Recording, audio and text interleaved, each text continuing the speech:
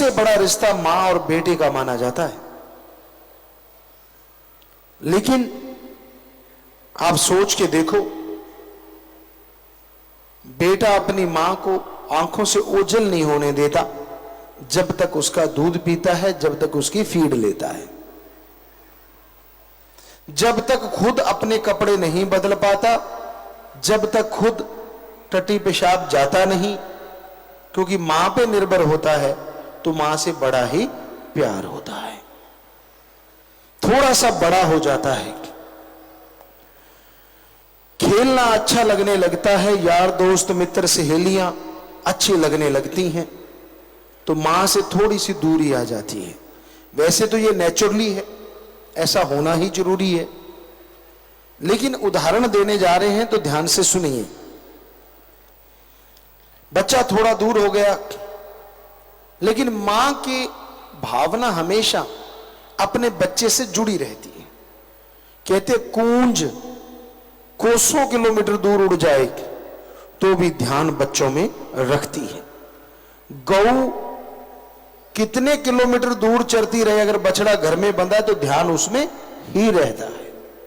और ये सच है, मां के लिए बच्चा बड़ा हो गया लेकिन फिर भी ध्यान उसी में रहता है।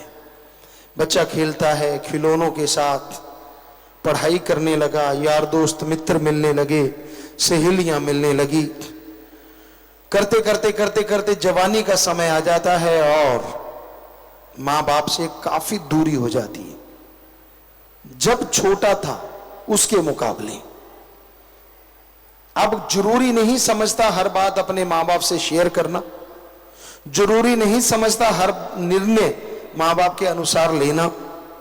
हालांकि नादान है, छोटा है, पर उसे अपनी बेइज्जती फील होती है कि मैं अगर मां बाप से सलाह लूंगा तो यूं लगेगा जैसे अभी मैं किड्स हूं, अभी मैं छोटा बच्चा हूं। तो इसलिए उसे पसंद ही नहीं है अपने मां बाप से शेयर करना। कुछ संग ऐसा हो जाता है, यारी दोस्ती ऐसी हो जाती है, वो भी भरमाते रहते हैं, वो भी उकसाते रहते हैं कि यार तू अब इतना बड़ा तो हो ही गया ना जो खुद निर्णय ले लेगा, कि फिर से जाके मम्मी पापा से पूछना है, इत्यादि इत्यादि तरह तरह की बातें करते रहते हैं। और बच्चा पक्का हो जाता है कि नहीं, मैंने ये बातें अपने माँ बाप से शेयर नहीं करनी। वही माँ वही बाप जिन पे दृढ़ यकीन होता है कि मेरा कभी बुरा नहीं करेंगे, जवानी में बच्चे को लगने लगता है नहीं ये रोकते हैं तो मेरा बुरा करते हैं, हर कार्य से रोकते हैं। हर कार्य कौन सा होता है? नशा ना करना बेटा, गलत संगत ना करना बेटा, बुरी जगह ना जाना बेटा। तो उसे लगता है हर जगह कि ये चीजें मैं तो करूंगा, और वो अपने यार दोस्त मित्रों के साथ इतना खो जाता है कि मां बाप उसके लिए काफी दूर हो जाते हैं। और वो सोचने लगता है कि मैं अब परिपक्व हो गया हूं, लेकिन जब कोई मुसीबत गले पे आन पड़ती है, जब कोई मुश्किलें उसे घेर लेती हैं, तो वही मां बाप होते हैं जो जाके उसका साथ देते हैं। और कहने वाले यार दोस्त मित्र कहां भाग गए पता ही नहीं चलता, क्योंकि रिश्ता कभी टूटता नहीं। खास करके मां बाप के दिल में एक तड़प रहती है, एक व्याकुलता रहती है। ये अलग बात है बच्चे छोड़ देते हैं, क्योंकि उनका रिश्ता जुड़ जाता है अपने यार दोस्त मित्रों से। हम नहीं कहते दोस्त ना बनाओ, सहेली ना बनाओ, लेकिन मां बाप का दर्जा तो उनको नहीं दे सकते ना आप। उनका दर्जा तो उन्हीं के पास रहने दो, बाकी ठीक है आप यारी दोस्ती बनाइए, मित्रता कीजिए, कोई दिक्कत नहीं है। और फिर यही नहीं है, शादी हो जाती है, और शादी के बाद तो उसे मां बाप बहन भाई कई बार पति पत्नी ही लगने लग जाते। उसे लगता है कि मेरा सही करेंगे तो यही करेंगे, पति करेगा या पत्नी करेगी। उसको मां बाप अच्छे तो लगेंगे अगर आपके घर में जवाई अच्छा आ गया या फिर बहू अच्छी आ गई, तो मां बाप अच्छे लगते रहते हैं। अगर ये दोनों कोई ऐसे आ गए,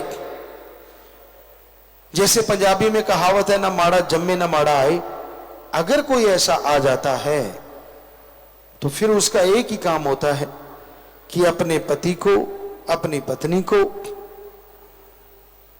दुनिया से दूर कर देना, अपने परिवार से दूर कर देना। जिनके अच्छे संस्कार होते हैं वो जोड़ते हैं, और जिनके संस्कार ही अजीबोगरीब हों वो जोड़ने का नाम नहीं लेते, वो तो तोड़ते ही तोड़ते हैं। तो मां बाप को भूल जाता है इंसान, कहता वो तो कर्तव्य था, वो तो फर्ज था जो मेरे साथ निभाया है, जो मेरा अच्छा किया है, ये तो उनका फर्ज बनता है। और इस तरह बच्चे मां बाप से दूर हो जाते हैं।